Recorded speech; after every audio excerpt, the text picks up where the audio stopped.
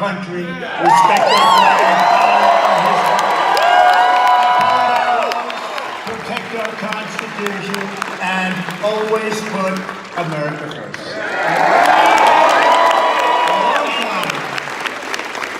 We had a great night yesterday in South Carolina. That was incredible.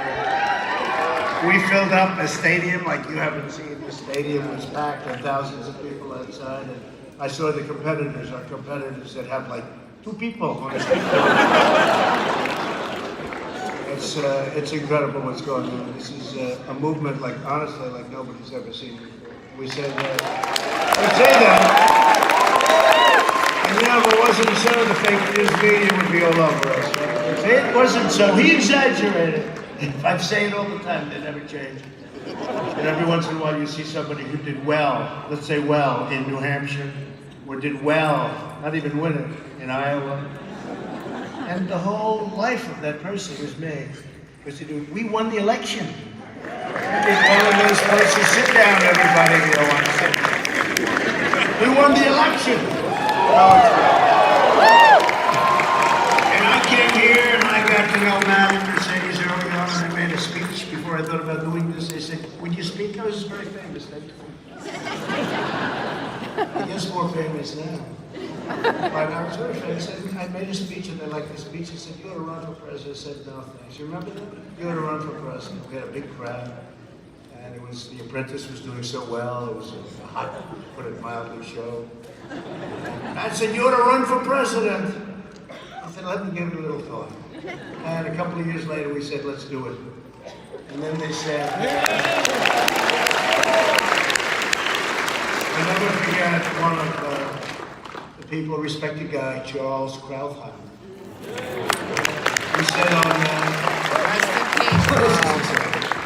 He said on Fox, she said, "Now why would he do this? We have 17 of the most talented professionals ever assembled that are running. Why would he run? He's not going to run. And if he does, he's only doing it for fun. You think this has been fun?" Does anybody think? Mercedes, you think this has been fun? I don't think you know. This has been just a ball. We've had a ball. But you know what? We're doing so well and we're doing so much. No administration has ever done what we've done in the first 3 years.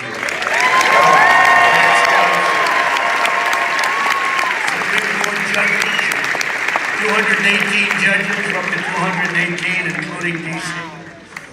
But together we're defeating the radical socialists, Democrats, the fake news media, the crooked politicians, and the hate-filled left-wing mob. And I told you I was going to be nice today, see?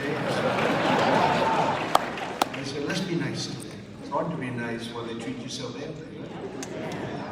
Only a fool is nice when they treat you so badly.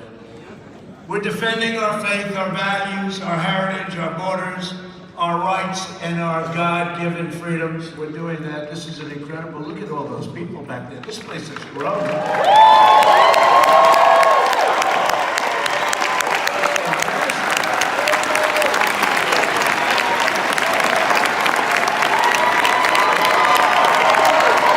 I don't know who they are, Matt, but they must be very special, this little group of you.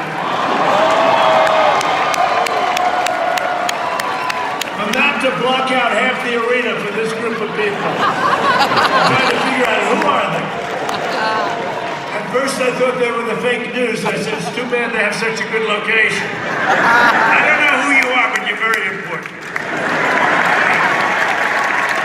Very important people. We're exposing the corruption of the Washington Democrats and we're draining the Washington swamp.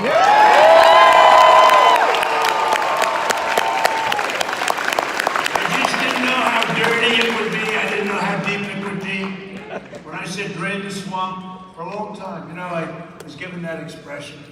The speechwriter gave it to me. He said, drain the swamp. I said, that's so low-key. I said, that's the worst. I don't want to use it. Anyway, it ends up in one of the speeches. I said, we will drain the swamp. The place went crazy. I said, let's try it again.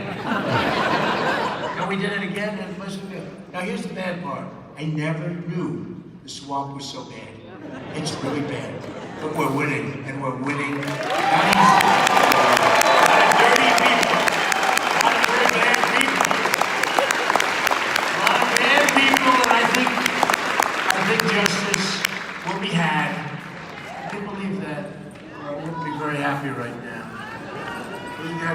everything we've got through. They gave us the Mueller hoax. They gave us the Russia crap. They gave us the one phone call that was a perfect phone call. Oh, let's get him out of office for that phone call. But you know, the Republicans stuck together, except Romney, of course. Hold on. Except Romney, they stuck together. And even him, I got half a vote, so yeah. See, I was thinking, because he did actually vote one part. He couldn't do it all, you know, because he wanted to get some nice free publicity for himself. But it was 52 and a half out of 53. I guess you could say that, 52 and a half, right? So think of it, the Republicans were fantastic. I tell you what, that's when you find out who your friends are. Yeah. It is, and we had 52 and a half votes, and in the House we had 107, think of it, 107 to nothing with the Republicans, 107 to nothing, and we got 3 Democrats, and one came over and left the Democrat Party.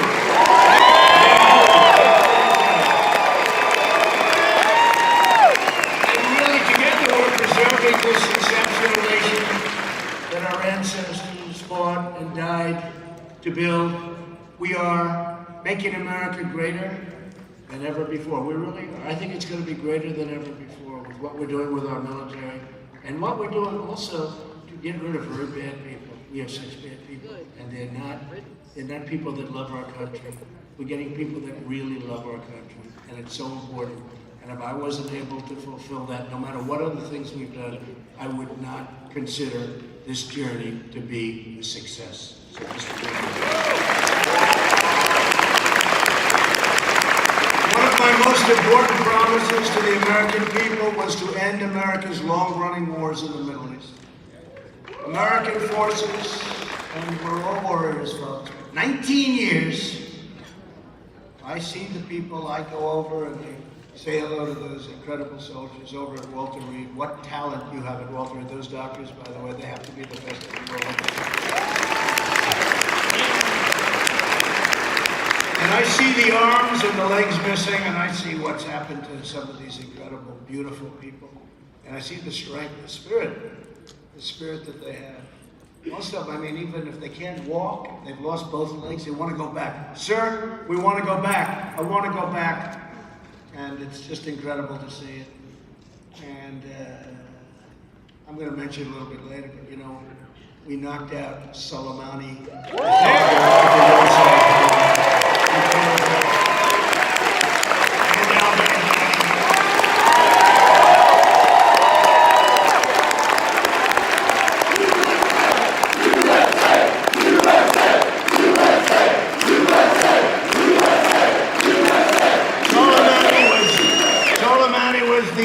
They call him the father of the roadside bomb. He thought it was great. Oh, the great bomb.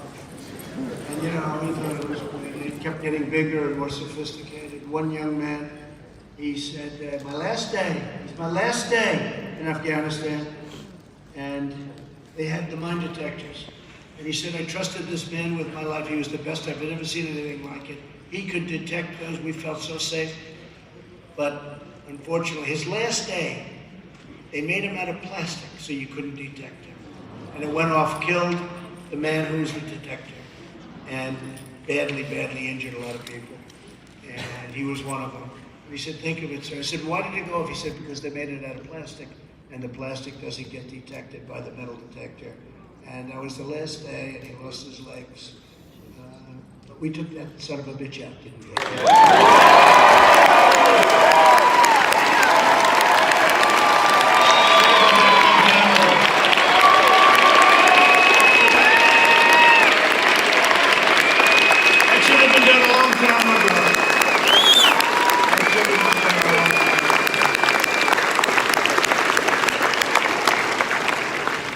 And al-Baghdadi, he's the father of ISIS, and we defeated ISIS in the Middle East. We have defeated 100% of the caliphate.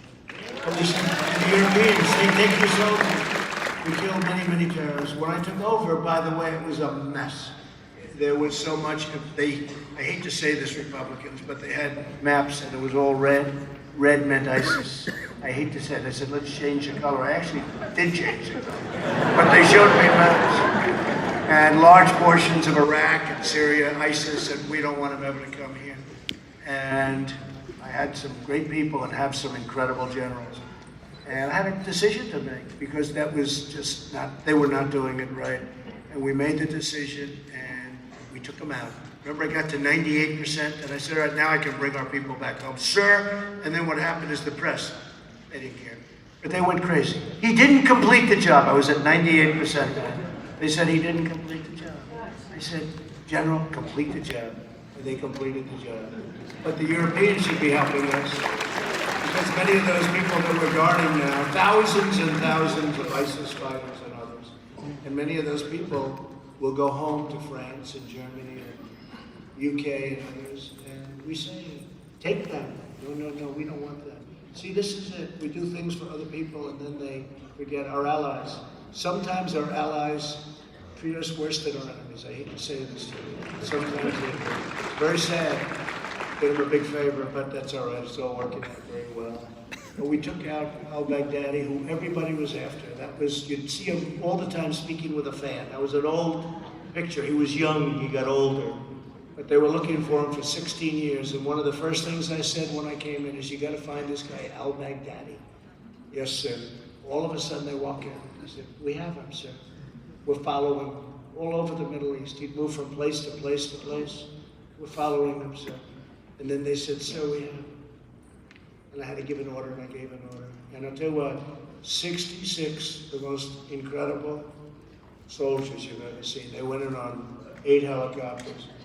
And you know, in modern day warfare, you can watch. I mean, I'm watching it.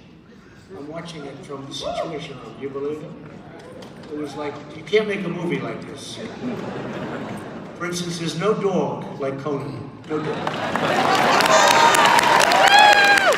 dog like Conan, right? Now, Conan, after the operation, was a tremendous success. I mean, they were looking for him for a long time. And it was a lot of violent fighting, and then ultimately we got him. He was in a tunnel, at the end of a tunnel, and Conan was going after him. Conan almost was electrocuted, you know that story, but the guys went after him, and we got him. But you wouldn't believe how great it felt, and when you saw the professionalism of these soldiers, I can't even tell you. There's nobody has a military like we have. There's nobody with the talent that we have. They got him, and he knew it.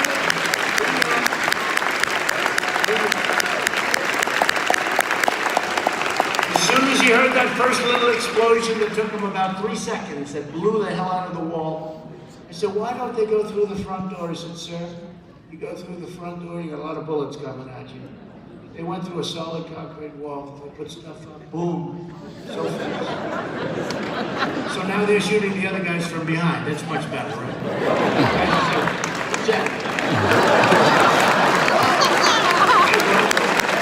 You don't have a movie like that. And Conan was given more press than your president. This is like about a half-a-day story. Somebody else would have done it, it would have been the greatest thing ever happened. But that's all right, I do it for a different reason. I do it because we have to keep ourselves safe. I do it also for all of the people that they killed and wounded.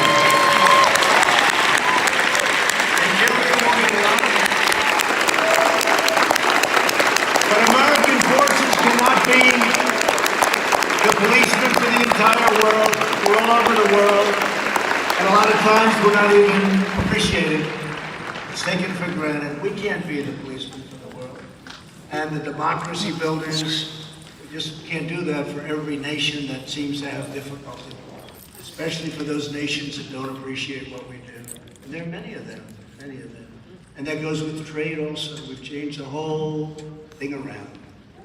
Their job is to be secure, and my job is to make sure that we're secure and to defend our country first, our country. Today, the United States, the years they've been trying to do this, and today the United States signed a deal with the Taliban so that we can hopefully begin the immediate process of finally bringing our troops back home.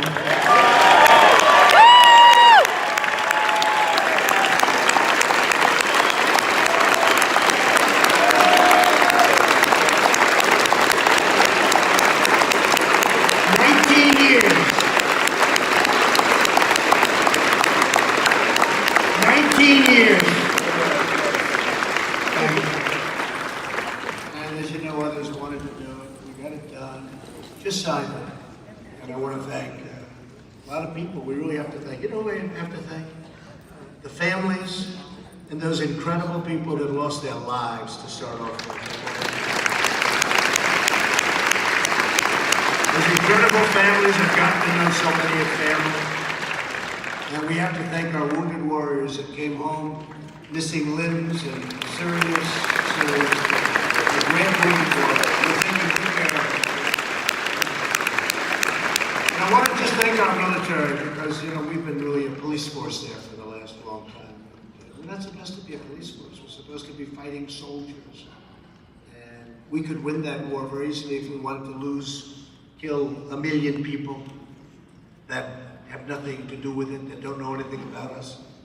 And it's really a great feeling. I watched the ceremony today early in the morning on our television.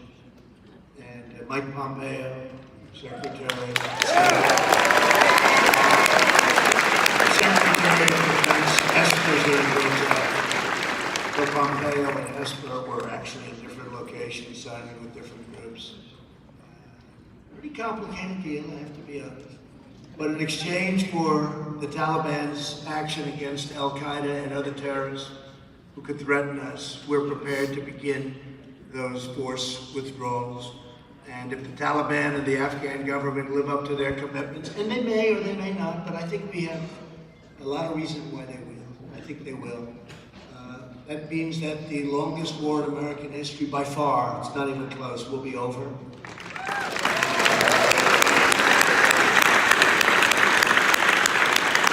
And again, the agreement was made possible by the extraordinary bravery of our American warriors, the sacrifice of these incredible people, their allies. And I want to also thank, I will say this, NATO came in and Secretary General Stoltenberg of NATO, you know, we had essentially 28 countries participating in this, and they're very happy to be out.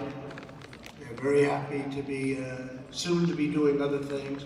And I'll say this for the Taliban, they're great fighters, you know that, obviously they're great fighters. All you have to do is ask the Soviet Union, are they great fighters? But they're tired also. This is 19 years, 19 years. So I'm very happy to announce that this group in particular, it's just sort of, I should say we scheduled it for our CPAC.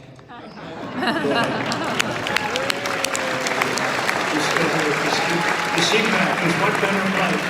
But we salute those who gave their lives, and we salute all of those incredible people. And after years of rebuilding foreign nations, we are finally rebuilding our nation.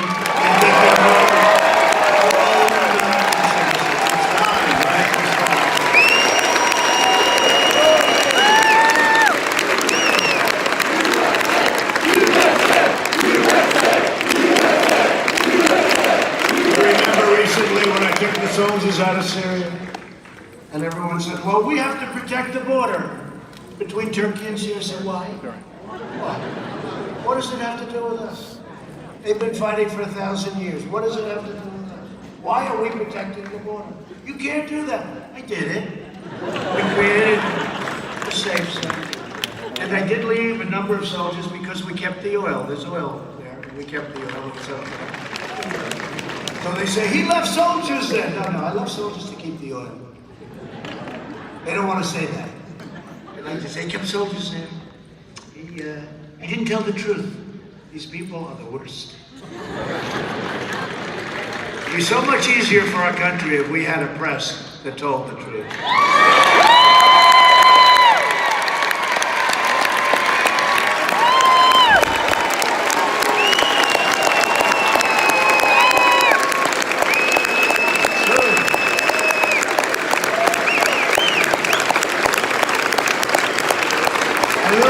Committed to ensuring that those who mean to do us harm as a nation, even as individuals, are denied admission to America. They're not allowed into our country, and we have some very, very powerful people right now. Our borders are strong. All of the 9/11 hijackers came here on visas, and we are determined to keep radical Islamic terrorists the hell out of America.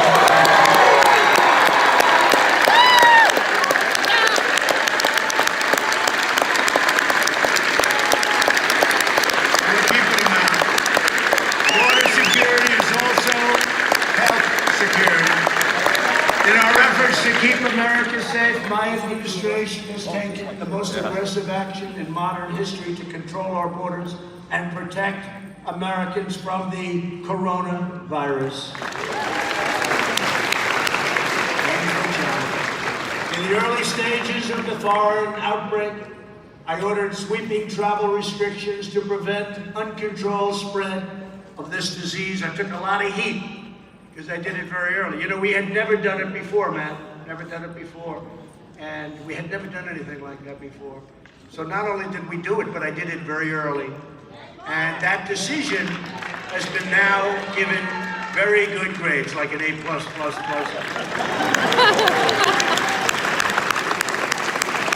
took a lot of heat, even from my own people. But we did the right thing. The extreme fringes called us racists for imposing these critical life-saving measures. They wanted to let infected people pour into our country. I don't think they knew how bad it was, in all fairness. But nothing will deter us from protecting the well-being of the American people.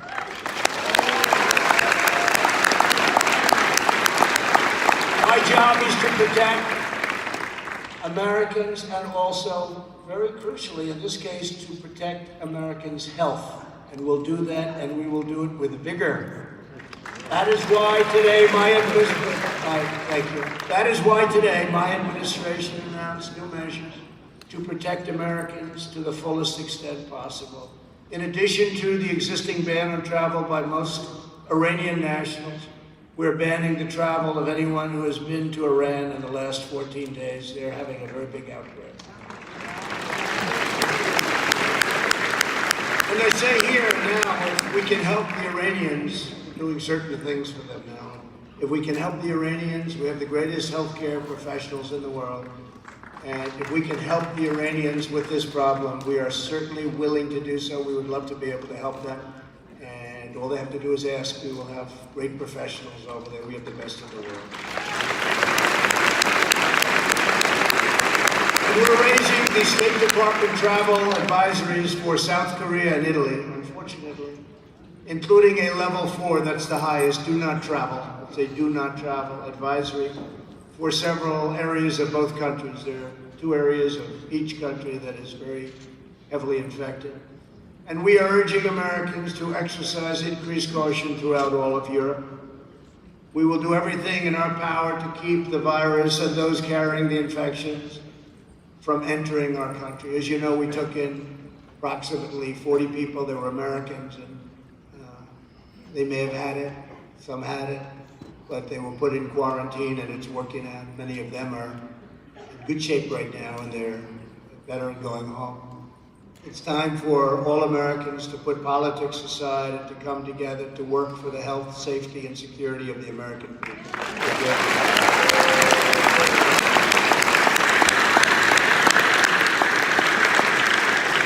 Because, you know, I watch, maybe it's a natural reflex, but I watch because we have done a great job. I mean, if nothing else, making that very early decision, weeks early. And we've done a great job. And I've gotten to know these professionals. They're incredible. And everything is under control. I mean, they're very, very cool. They've done it. And they've done it well. Everything's really under control. But when they put a mic in front of a Democrat, and the Democrat said, doesn't even know what's going on. How is Trump doing? He's doing a terrible job. Sadly, I'd probably say the same about them. I guess it's a natural reflex. How is Donald Trump doing, Nervous Nancy? He's doing a terrible job. Terrible. Brian Chuck Schumer, I mean, he sees a mic, he'll run 200 yards to get to a mic. In New York, he'll run hundreds of yards to find a mic. And then he starts screaming, he's doing a terrible job. What job? I don't know. What's he working on? We have to be able to do this. Is a different kind of a deal. I mean, you know, we've made great deals, we've made great trade deals, great everything. But this is different. We've got to be very careful with this stuff. if we're doing a good job, and it's really the professionals, they have to be given a lot of credit for it, because a lot of people wouldn't be able to do it. So we have to make it nonpartisan. In just 3 short years under my administration, we've already achieved unprecedented victories and unrivaled gains for our citizens. As I said in my State of the Union address, we are in the midst of the great American comeback. That's what this is. Our economy is roaring, jobs are booming, opportunity is soaring, poverty is plummeting, crime is falling, and America is stronger today than ever before. Stronger today than ever before. We have rebuilt our incredible U.S. military, revived our industrial might, and restored our standing in the world. America is respected again, respected like never before.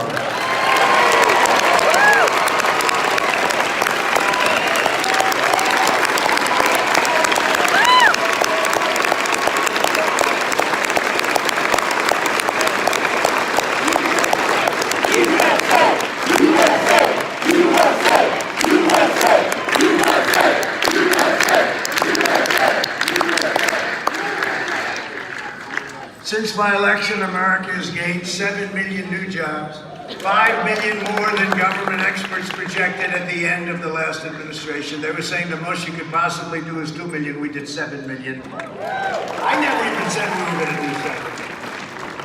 It's a lot of jobs. Unemployment has reached the lowest rate in over 51 years. The average unemployment rate for my administration is the lowest for any president in the history of the United States.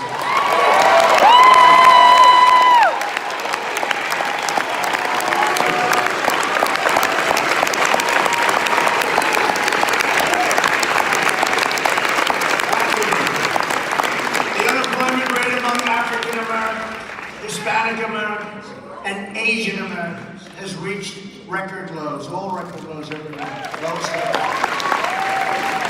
Young people have seen their wages increase by 16%, a record.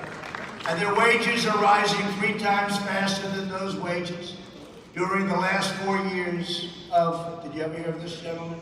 The Obama administration. More than 2 million millennials have gotten jobs. We have lifted 10 million people off the welfare rolls and 7 million people off the food stamps.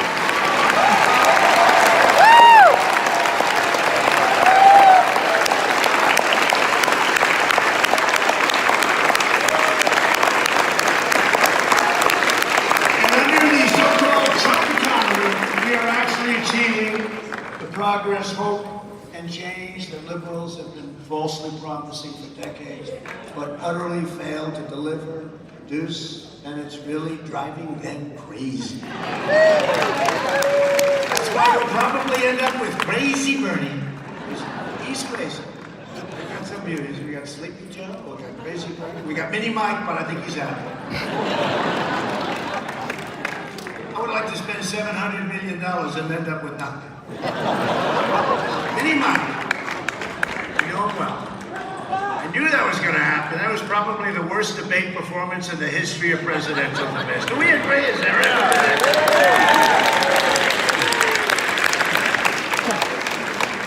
Well, he's going to keep spending the money. I think this weekend he's going to, I hear his ad stop on Tuesday. He's going to spend the money. It just shows you that you can't buy an election. There's a point at which people say, you got to bring the goods a little bit too. You got to bring the goods. Well, if Pocahontas destroy him. And look what I did to her. She choked. You know, she went out and got a test because I was killing her with a Pocahontas. I said, I have more Indian blood in me than she does, and I have none. I said, I have none. And she was getting hit with that name, Pocahontas. That was one of the good. They said, we want you to apologize for that name. And apologize. Nobody ever heard me apologize. To the real Pocahontas.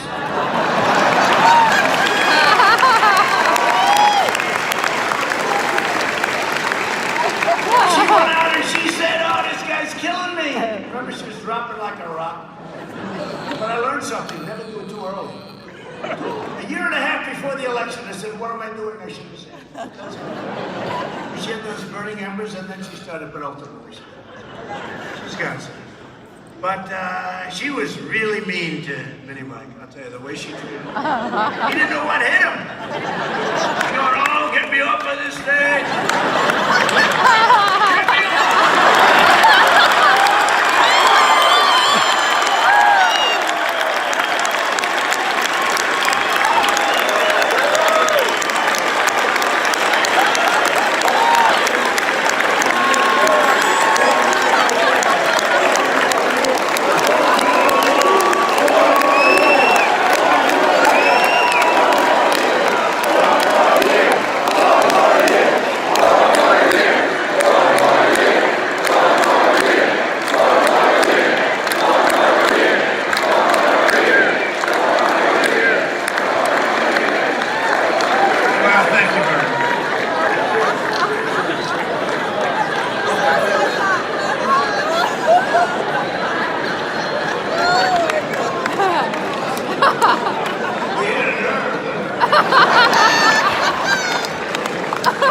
Get me off."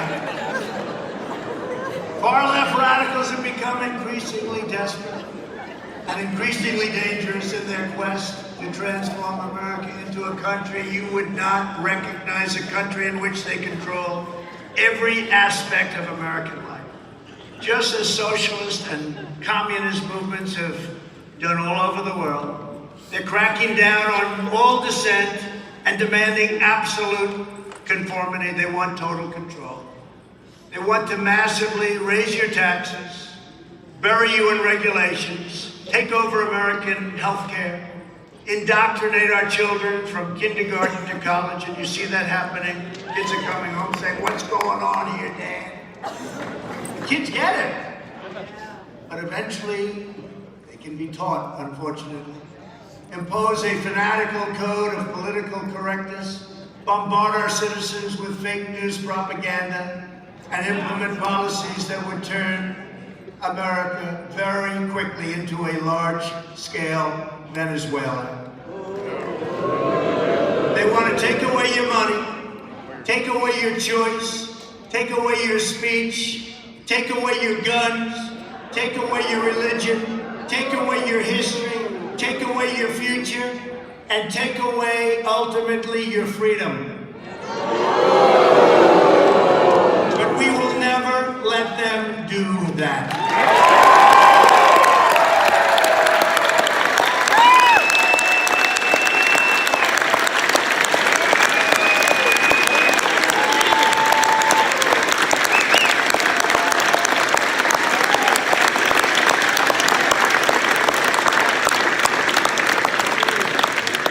For many years, the radical left's sustained assault on American democracy, culture, institutions, and values went unanswered.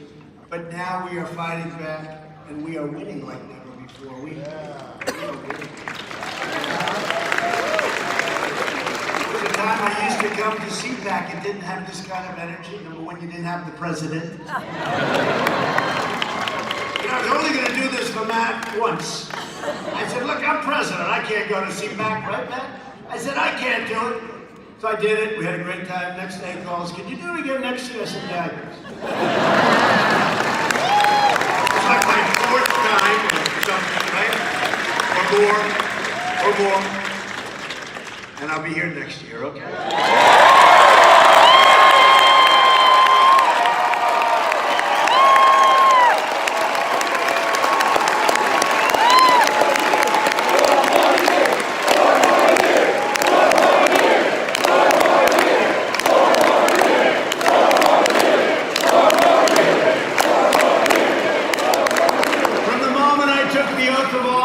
The left has pursued a relentless crusade to overturn the results of the 2016 election and sabotage our next election. You know that. It was all a big hoax, you know that.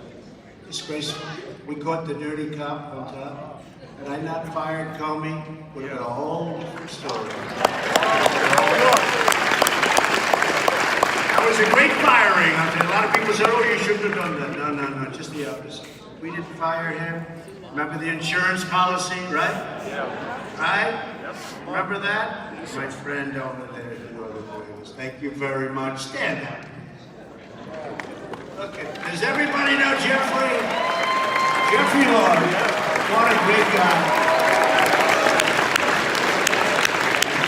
He used to defend me on CNN, and then he defended me just a little bit too much. And they said, Jeffrey, get the hell out. And thank goodness you're on Fox now, right? He used to say he's better than Ronald Reagan, and that was enough for Jeffrey. That was the end. Get out of here. We don't want you anymore. He was too good. Thank you. Thank you for being here too, Jim. They're coming after me, and we fight them back. And now we're going after them because we have to be choice. We have to strip down.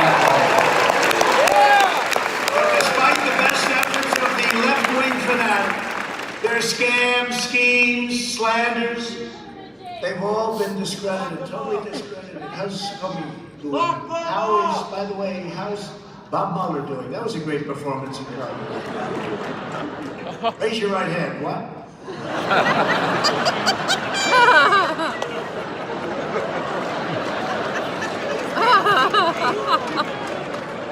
And you want a job in the White House?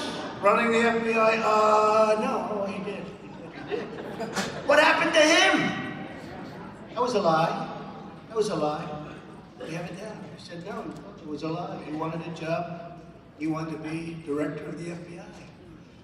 And then they appointed him the following day to special counsel. I call it special prosecutor because special prosecutor is a much more accurate name. What they did to us, what they tried to do. And yet, can you imagine with all of that, going through all of that, with a cloud over your head like nobody's ever had, for us to have seriously done more than any other administration? It's a miracle, or it's a toughness, or it's something. Maybe it's... Thank you, God.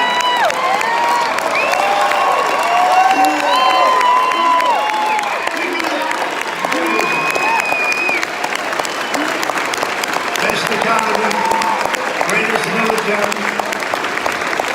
greatest tax cuts in this, greatest regulation cuts in this. All those judges, those beautiful judges. Those Supreme Court judges. Great ones. But their sinister plots have been exposed and their credibility has been totally destroyed.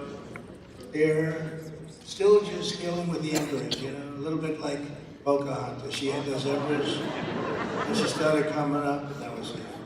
But they have embers too, they have embers. They have a lot of bad people around, but one by one. With the help of everyone here today, the American dream is back, bigger, better, and stronger than ever before. To lift up forgotten and impoverished communities, we created nearly 9,000 opportunity zones all across our country. Tim Scott, Senator Tim Scott, creating jobs, opportunity, and investment. It's now pouring into the places that needed it the most. We have poor areas that haven't had 10 cents invested in them in years and years and years. And now millions of dollars are going in there with transforming neighborhoods. It's incredible. It's not talked about much by the media. It's one of the greatest things ever done in terms of economic development. Opportunity zones. Millions and millions of dollars are being poured, and not being poured in by the federal government. Not being poured in by the federal government. It's incredible. We passed the largest package of tax cuts and reforms in American history, larger than any before. And it's incredible. You know, all my life, I've only been doing this for 5 years, but all my life, I've watched politics. There was always the guy that cut taxes. You want to cut taxes. The Democrats have a strange platform. They don't want a wall, they want people to pour in. They want to raise your taxes, right? They say, we want to raise taxes. I'm trying to say, is this like a good thing to campaign on? They want to raise taxes, right? Think of it. They want to have sanctuary cities where you protect bad people in many cases. The sanctuary cities. And by the way, we just won the big case. Did you see that?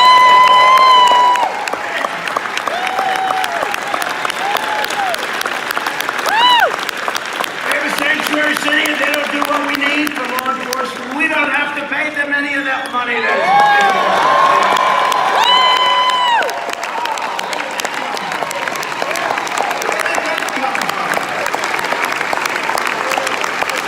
And 40 million American families are enjoying an average of $2,200 more in their pocket thanks to a beautiful thing that Republicans really don't know about too much. You know, the Democrats like to take credit. It's called child tax credit. We took that. That was Ivanka Trump, Representatives. Ivanka Trump. She wanted that so much. We've cut a record number of job-killing regulations because regulation is stealth taxation, especially on the poor. We have cut more regulations in this administration in 3 years than any administration has cut in 4 years, in 8 years, or in one case longer than that. You know that. We've ended the war on American energy. American energy was under siege. And I'll tell you what, we don't want to talk negatively, but if for any reason any of these characters get in there, you can forget. I mean, I don't know how you're going to win Texas, by the way. I don't know how you're going to win Pennsylvania, by the way. They don't want petroleum products. Other than that, they're wonderful, right? How about this character, Beto, right? Beto, everyone thought, remember he said, I was born to run. I was born. He was born. That was a disaster. He said, I was born. Anybody that says he was born to run, he was born to do what I'm doing. Anybody that, I don't even say it, and I won. No, it's so presumptuous. I was born to run for president. Well, then he came out against guns, religion, and oil. And he comes from Texas. And I said, Abraham Lincoln couldn't win in Texas without that. Whatever happened to Beto? Beto, come on back. He was born to run for president. He got down to less than 1%. So many of those people are less than 1%. How can you be less than 1%? You got to be really bad. The U.S. is now the #1 producer of oil and natural gas in the entire world by far. Never again will our country be at the mercy of hostile foreign suppliers. America has declared energy independence. I declare it. We're energy independent.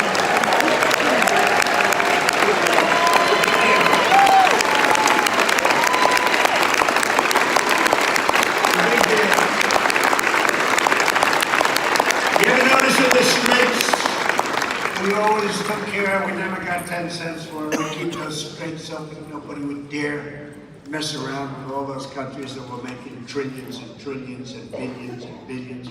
We kept those straits open. It was great, Jeffrey. It was beautiful what we did for these other countries. They never paid us 10 cents. We kept them open. We'd go and shoot at other ships and we'd fight this one and fight Iran. Do we ever get paid for anything? Right? But now they're saying, you know, when they were blowing up ships last year, they were saying, we'd love to get an American ship, but they don't send too many of them. We don't send too many of them over there. You know what? We have our own energy now. Going way back. But you know who does get a lot of it? 60%. China. And I say, so let me ask you, why are we keeping the straits open for China? And others. But China gets a tremendous amount. Percentage-wise tremendous, so we keep it open for them. I don't know. You had a lot of really nice people running our country over the years. Perhaps I'm not nice, but I'm doing a great job.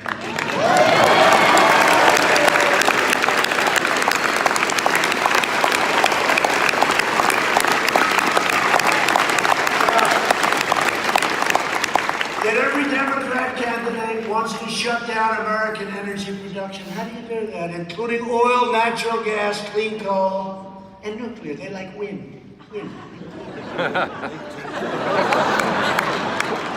I won't repeat it, but last year the best line of the whole thing was wind. Right? Darling, I'd like to watch television. I'm sorry, Alice. The wind's not blowing. You can't watch television. That was the best line. I'm not going to go through it now because I don't like to be repetitive. It's great to be with you. Joe, you're in Iowa. That was 7 times he's done that. I haven't done it once. And if I did, you know what I'd do? I'd walk off the stage because there's nothing you can do to come back from that. You could be Winston Churchill. He was a great, great speaker. Winston Churchill was pretty good, right? You could be Winston Churchill for the rest of the speech. And the press doesn't kill him. You know, he said the other night, this was really a beauty. He said, guns have killed 150 million people. Now watch it. I said to your great First Lady, she's doing a great job. I said, First Lady.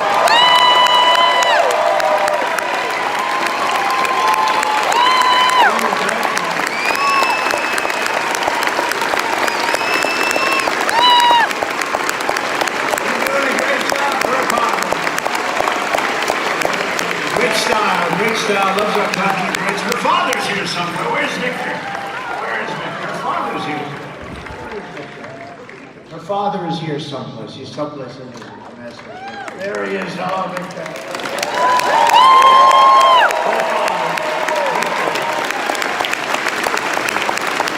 But I said to our great First Lady, First Lady. I love her. First Lady. She said, it's okay, you can call me Melania. You see, when I have fun like that, you know what's going to happen tomorrow? That'll be the end. He calls her First Lady. Because they're dishonest people. They can have fun. Remember this thing? Russia, if you're listening, remember it was a big thing. In front of 25,000 people. Russia, it was all said and done. They cut it off right at the end. So that you don't even see the laughter, the joke. And they said, yes. No, he asked for help, right? Russian famous thing, very famous. They cut that thing so quick at the end because they didn't want to hear the laughter in the place and me laughing. It was just boom. These are really dishonest people. But I said to her, let me ask you this. Did he just say we killed 150 million? That's half of our population. We have to find out what's going on. This is bad. This wasn't reported by the fake news.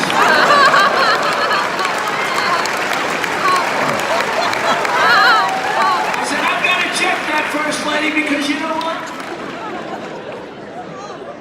If 150 million people were killed last year by guns, and they didn't report the story. See, they didn't report it. But you know what? Interestingly, so I said, well, his debate is dead. It's dead. Nothing he can say. At the end, they said his debate was great. He did a great job. If I would have said that, it would have been over. You know, it only takes one little phrase for me, like a little couple of words. If you mispronounce a word, you know, with all I speak, they say, if you mispronounce the word the. He said, there's something going on. Here's a guy said they killed 150 million people with guns and nobody even talks about it. But it is true, he said, a lot of times he blows it with the, you know, you could, I don't do it, fortunately I don't need it yet. Maybe someday. But you know what you can do? You write down the name of the state that you're speaking.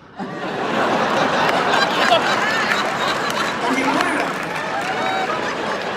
Now, whenever you're going to say the word, you look down. I'm in Florida today, folks. I'm in Maryland, I'm in Virginia, I'm in So they corrected him the one time he said, Iowa! And then they said, no, Idaho. And he said, didn't I say that? No, he didn't. I thought they were the same. Now he's going to have, I think, a pretty big win today, I think, based on the polls. I don't know, how the hell does he have a big win? And I don't know, maybe we should do, you know, I did a poll last night. Should I do that here? Am I allowed? You promise you're not going to charge me? You know, these pollsters, you know, they're the other ones. Like the Fox pollster is the worst of all. But I don't know, Fox is good, but pollster's so bad. Fox is good, you know, they're okay.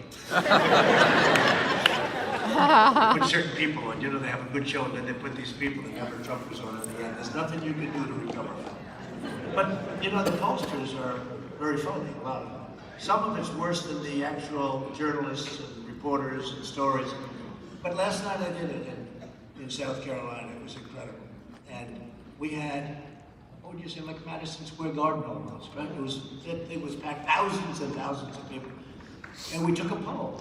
Who would be my best person to run against? In other words, who would I like? Who would I do best against? I think to put it in very plain language. Who the hell would I beat the easiest? And I took a poll. And I'll tell you the results, but let's do it here. I mean, this is... So, Pocahontas, we don't have to waste our time. Klobuchar, we don't have to waste our time. Let's not waste a lot of time. Buttigieg, I don't see it. Me, every time I look at that face, I see Alfred E. Newman. Alfred E. Newman, Mad Magazine. See, the problem is most of you are too young, all these beautiful young women up here, they don't know what the hell I'm talking about. But the old ones, the ones with the white hair, they know each other, they're laughing like hell. Somebody said, use howdy doody because everyone knows. I said, no, that's no good. It's got to be perfecto. And Alfred E. Newman's perfecto, but you're going to have to go back and get Mad Magazine, which I guess is out of business for a long time, like most other magazines. But it was one of those things where I didn't add his name. Then we went to Mini Mike. I said, I don't see it. Should we add his name? I don't see it. He's going to have to spend a hell of a lot of money really fast because he's getting killed in California. He's losing in Texas. He's losing all over the place. How the hell do you spend that much money? You know, they had an article, of all places, in the New York Times. And it had the amount of personal money, not money you raised, personal money that somebody put out, and how they did. And they started off with Mike Bloomberg, and I think he's like at $500 million, 500, more than 500. This is personal money. He writes checks like a drunken sailor. How much? You think those consultants, I know some of those people, they're bad people, they are ripping him off. He's got a couple of people right at the top, they are ripping him off, they are laughing all the way to the bank. Keep running, Mike. Mike, keep running. You're gonna do it, Mike. Give us another $300-400 million, I guarantee you the president's Now he's looking, I promise you $500 million and I'm down at 10%. What the hell are you doing to me? Why did you make me do this? No, but I know some of his people, they are ripping him off like you never believed. So I said, should we put Mini Mike in there? I don't see it, right? No? Okay, I don't see Mini Mike. People got wise to it really fast. Didn't take too long. You know, you still have to, you can't buy it. Show something nice. I mean, assuming that happens, I don't think. You can't buy an election. You really can't buy, and that's a good thing, not a good thing. There are a lot of campaign finance violations there. There's no way you can do what he's doing. You know, you go into a town, you give somebody a contribution, 2 days later, the guy comes, I'd like to support Mini Mike Bloomberg. There's something strange with that whole deal. So we have two names. We have one is Crazy Bertie. He's crazy. And we have, he's like a crazy professor. And we have the other one is Sleepy Joe Biden, right? So let's take a poll, Jess. We'll go Biden first. Scream like hell if you think I should run against him. Right? Is that okay? In other words, because we're going to beat him. Who will we beat? So scream like hell. So, Sleepy Joe Biden.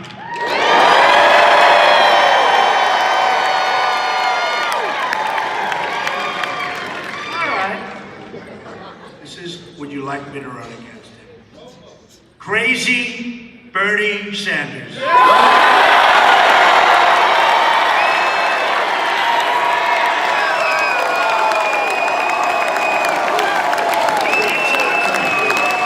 cannot charge me for that. That's going to send me a bill for it. Now think of it. These pollsters. You ever see this crap? We interviewed 193 people. The plus or minus 3. You have thousands of people in here. I got it for free. But Mercedes will send me a bill, I guarantee you. For a free poll. So look, that happened last night too. I did the same thing. They think that Crazy Bertie, how can you be easier to beat? and Joe. You know, the guy can't put two sentences together. It's insulting.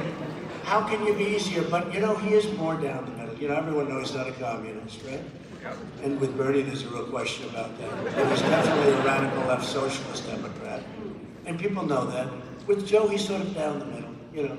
The difference is, Joe's not going to be running the government. He's just going to be sitting in a home someplace. People are going to be running it for him. And they will be radical left socialists.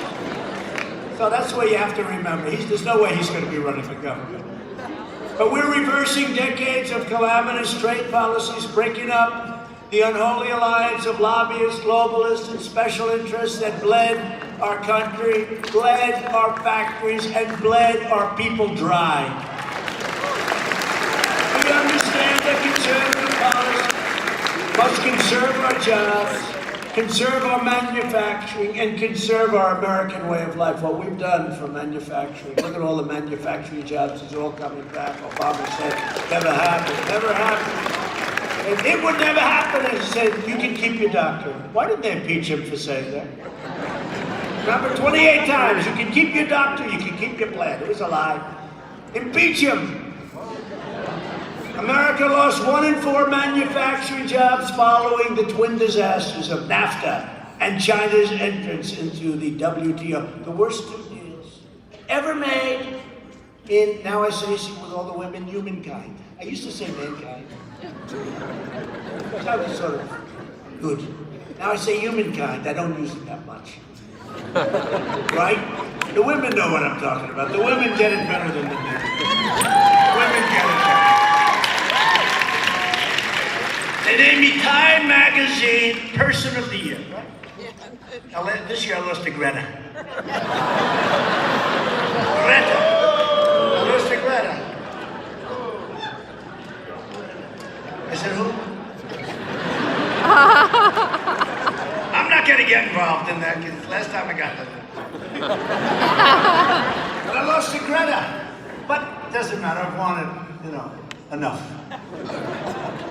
I mean, in all fairness, when the whole world evolves around this person, I don't say good, bad, or good, but you turn on that stupid CNN, you turn on MSDNC, you turn on Fox, every story is Trump or Trump related, right? There's no, if a plane goes down with 700 people on it, they don't even cover it anymore. That used to be a big event. They don't cover it anymore. It's really unfair. But it's been, by the way, have we all had a great time though? This is you know,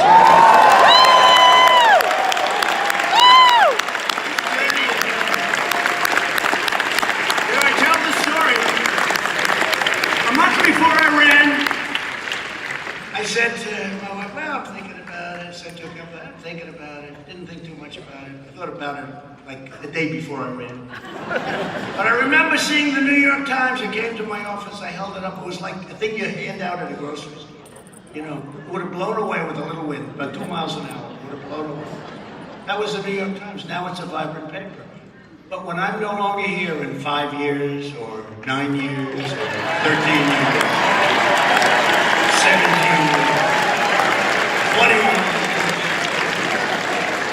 Now they actually think I'm not leaving, you know. This crazy Bill Maher. Bill Maher, you ever hear this guy? He says, you know he's not leaving.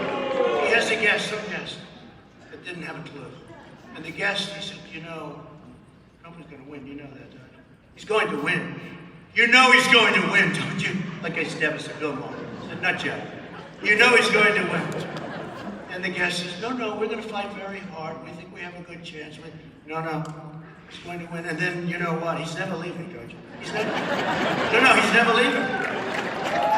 No, he's got it work. He will never leave. There's no way. And I used to think he was kidding. He's not. He is a total nut job. But under my administration, the great betrayal of America is over. It is no longer the same. Last month we ended the NAFTA catastrophe and I signed the brand new U.S.-Mexico-Canada agreement into law. Great job.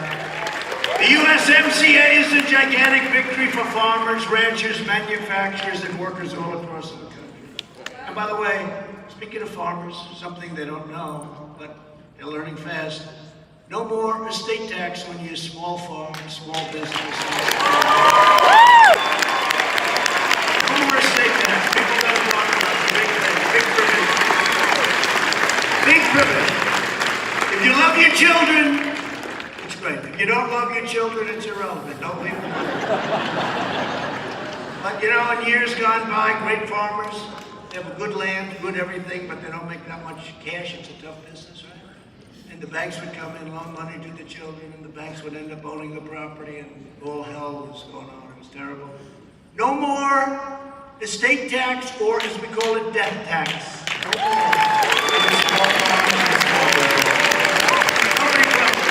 Nobody talks about that, but it's a big thing. If you love your children.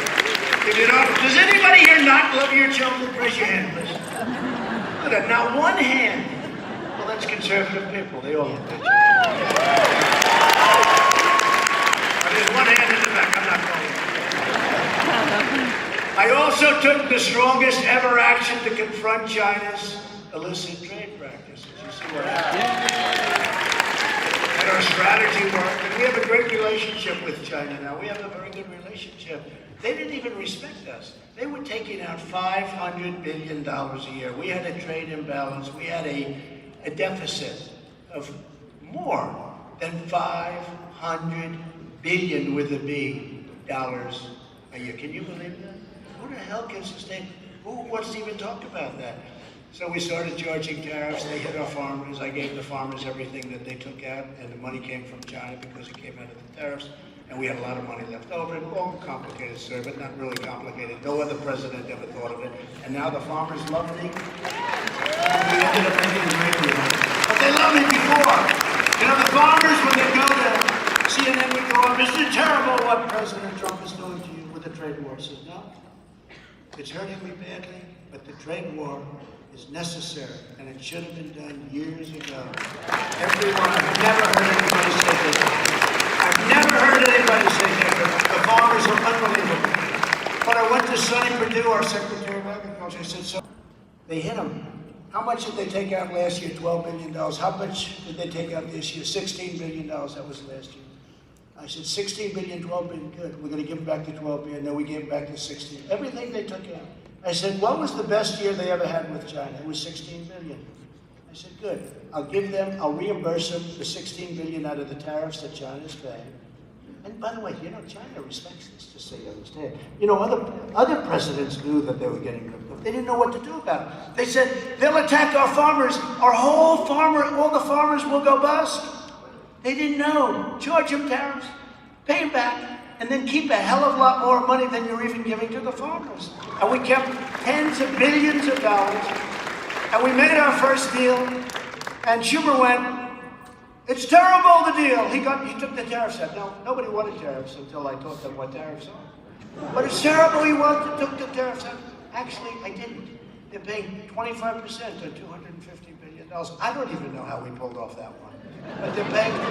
But China's great, and now they want to negotiate phase 2 because they want to stop paying the 25% on $250 billion. Otherwise, we have no leverage, right? We have no leverage. But the farmers are the greatest. And even before they knew I was going to be able to reimburse them all that money that was being taken out of their pockets, they said to me, I had 25 farmers in the White House, right in the cabinet room. I used the cabinet room. Everybody else used it only for the cabinet. I use it for everything but the cabinet. No, I use it for farmers. We have beautiful, it's this incredible room, right? This incredible room. And I said to the farmers, I said, you know, I want to give you back money. I want to give you a subsidy. Oh, we don't want the word. They didn't want, everybody else, they didn't care what I used. I could use subsidy, I could use welfare, I could use any word I wanted. The farmers hated the word subsidy. Sir, we don't want anything. We just want a level playing field. It's been this way for 20 years, and it's been absolutely hurting us. They didn't want anything. And I said, you know, are you serious? They said, yeah, we just want a level playing field. Nobody can beat us, and it's true. Nobody can beat. They want a level playing field. And I said to myself, can you imagine? Everybody that comes in, countries, other businesses, everybody, they want money. The farmers don't. They just wanted a level playing field. And that was at the bottom when they really were looking, it was looking pretty bad. But now, China's going to be buying $50 billion worth of product. The most they ever got was 16, so they're buying 50. We agreed to 20. And in the final day, they were getting the agreements ready. They said, how much are the farmers getting? Meaning, how much is China going to purchase from our farmers? 20 billion. I said, do me a favor, make it 50. They said, 50. I said, the farmers can't do that much, can they? I said, no. China said, absolutely not. I said, look, what does it mean? You got 1.5 billion people. What the hell difference between 20 billion and 50? It doesn't mean anything. They said, you're right. We'll give you 50. It's crazy. My only problem is I don't think the farmers can produce that much. It's going to be very good to be a farmer when that whole thing kicks in. We understand that our First Lady and highest, and you have to remember this, when our First Lady came out, she said to me today, say hello to everybody. And she said that your first duty and your highest loyalty, and this was coming right from her, is to the American citizens. And you really have to let the people know. This is Melania told me. It's not giving me a history. Our First Lady is giving me a history. Our highest loyalty to the American people. I said, okay. That was pretty good. Thank you. Thank you very much. I'll tell her. That was the single best line in the whole speech.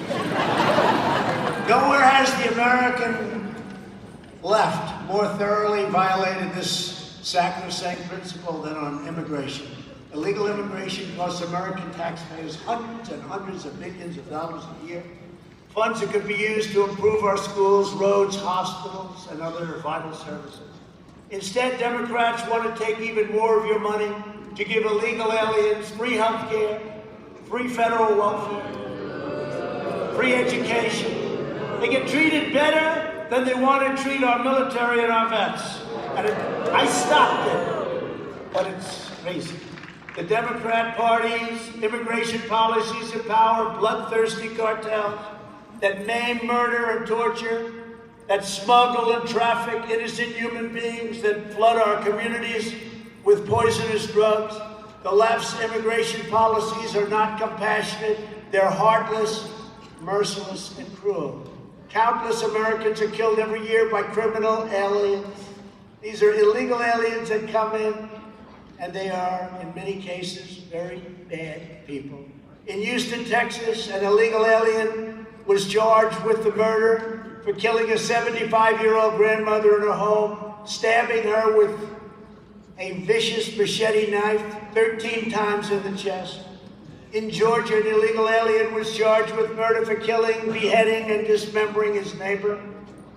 Yet despite these travesties, the far left supports deadly sanctuary cities where people like that get protection, that release criminal alien predators into innocent communities rather than handing them over to our great heroes of ICE.